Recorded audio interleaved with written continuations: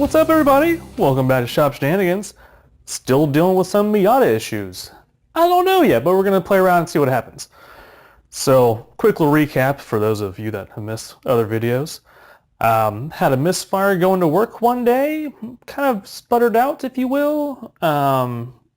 Air-fuel ratio gauge, AFR meter, whatever you want to call it, was reading pretty lean, like 18 kind of thing. Kind of bounced around a little bit here and there, so I thought, hey, maybe it's just a plug issue, right? No big deal. Swapped out the spark plugs, still having the same issue. Next thing to come look at would be fuel. So today we're going to be testing the fuel. First things first though, you got to depressurize the system, right? Got to do it safely here. So I've heard stories of dudes leaving it on, you know, just leaving the car there overnight and have it slowly bleed down that way. I just pulled out the relay for the fuel pump, which is fun to find. Here it is. So on this particular car, 91 Miata, I can't find a fuse. If there's one out there and someone knows of one, please let me know. I'm curious. I couldn't find one anywhere online or in the car for that matter too. But there is a relay for it. Nice yellow guy underneath the dash right by the steering column. So real fun to get to. I'll show you where that guy is.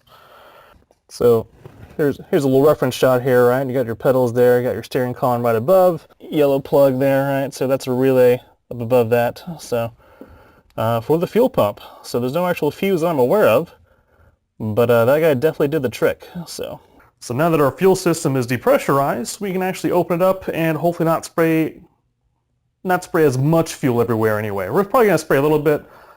We'll be okay though. Alright guys, so now we're in the engine bay here. I'm gonna roll up my sleeves here. Getting kind of warm already.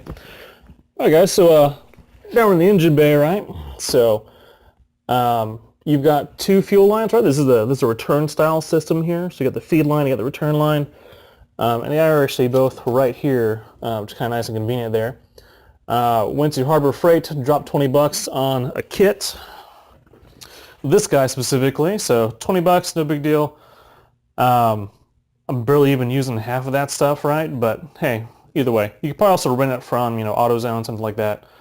The places might have it cheap as well, but you know, I figured, hey, I might use it again, so 20 bucks, worth it. The main thing we're going to be using out of it is just this little piece here, right? So it's got the gauge, goes up to 100 psi, comes with a piece of tubing, right, on one side. Basically, that's going to go where the hard line comes out. And then this one's going to go onto the hose I'm going to pull off, right?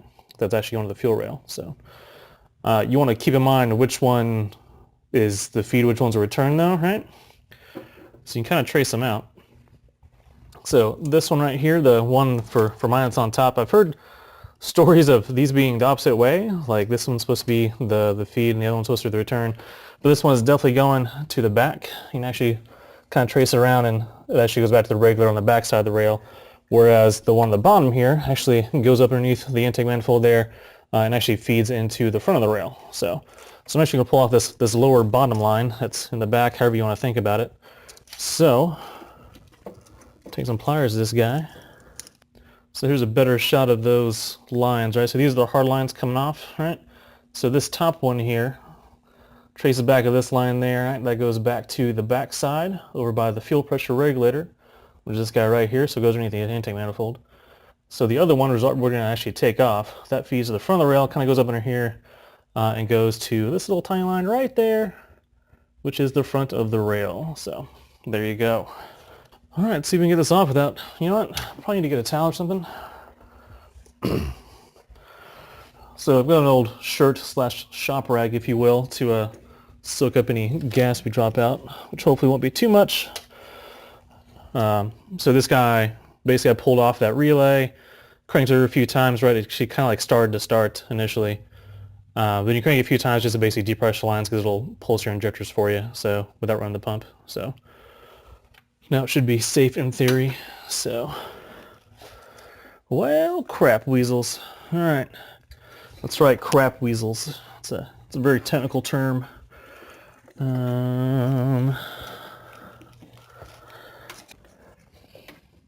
Starting to smell gas already. That's probably a good sign. There we go. Not a whole lot of gas came out, which is a good thing. All right. Yeah, I think I'm gonna sell it this way, because I think I can actually see the gauge that way. Here we go, we are plumbed in now. Got our gauge here, right? That thing came with a kit, as are the gauge, of course, right? Make sure that guy's tight enough in there. So this hose came with a kit, right? So we got the actual, just the typical screw clamps for that guy. Still got the same, pinch clamp for the main fuel line there. Same as this one for the return. And I can actually easily read the gauge, so moment of truth. Hopefully we don't spray gas everywhere. So on a 91 Miata, the NAs, the fuel pump's kind of weird to kick on. Like it doesn't even, like if you turn the key to on, it doesn't actually kick the pump on at all until it actually sees the airflow meter move. Kind of weird. So you basically got to jumper it out. So this is like, before OBD2, right? So technically it's OBD1 by definition. Anything before 1996 that had computer was OBD1. But there's this little diagnostic port over here. Pull up the cap. It has, some little guide there for you, a little legend, if you will. But if you jumper the fuel pump, I think it says FP, kind of hard to see there, but yeah, FP, jump that to ground, and then kick the key to on. It'll force the pump to turn on, regardless of if that airflow meter is turning or not. So, I got my keys. Time to plug that relay in. All right, guys, here we are back underneath the steering column. Plug this guy back into here. Maybe. Got it. Sweet. Now we should be good. All right, guys. So the fuel pump's running. We're showing about 40 pounds on the gauge, which is basically exactly what it should be doing. So now I need to put some clamps on the return line and test the regulator, because the fuel pump seems to be doing what it's supposed to be doing. The regulator is doing what it's supposed to be doing too, but got to make sure that everything's working right. So we'll pinch off that return line and see what happens. All right, so we got it partially pinched right now. It's rocking about 55. And I pinch some more. It goes at about 75, which is exactly what the pump should be doing. So my pump's good. And my regulator is also good. Let's unpunch this guy completely. Go back to 40, right where we should be. So my fuel system is golden, which means WTF is my freaking problem. All right, guys, a little bittersweet here. On the upside, the fuel system works awesome. So I don't have to replace the pump, which is great. I don't have to replace the regulator, which is great too, because those guys range between like, 60 and $100 kind of thing. So, but I have no idea. I got spark, I got fuel. Computer issue. So the plan is to mega squirt this thing. That may happen sooner than I had planned. But that's okay. We'll see how that goes. Time to take this tester back off. Now that I've depressurized the fuel system again. Alright, time to... Whoop. That didn't sound like it hit the floor. Ah, crap. So the next thing I'm going to try here is to check out the AFM here. Instead of a mass airflow sensor, it's just a airflow meter. So it's like a vane type. You can kind of see a little swoop here. Basically, it opens up as air comes into it. So, and depending on how much air comes in, dictates how much air is going in the engine, of course. And there you go. Computer takes the rest from there. So, let's see if we can pull this guy out. All right, let's see if you guys are 12s. And you're not. You're probably looking like 10s. Oh, that's totally a 10.